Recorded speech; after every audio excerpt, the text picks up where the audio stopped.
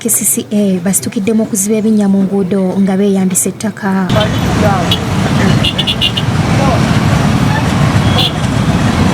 Bano bazze n'emmotoka ejjudde ettaka nga buli kinnya bagenze bakiyiwamu. Awabadde ebinnya ebingi bakozesezza tractor za Ministry y'ebyentambula nga zikolokota ne bamala ne bayiwawo ettaka. Kino bakikoze okuva ku bitaala bya Jinja Road, enkulungo ya Mukwano ne Mukwano Road. Ku nkulungo bakolokosa okuliraana oluguudo olwambuka ekibuli.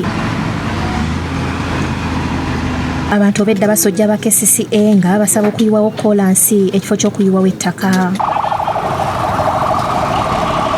Abakolera ekkubo temusiima.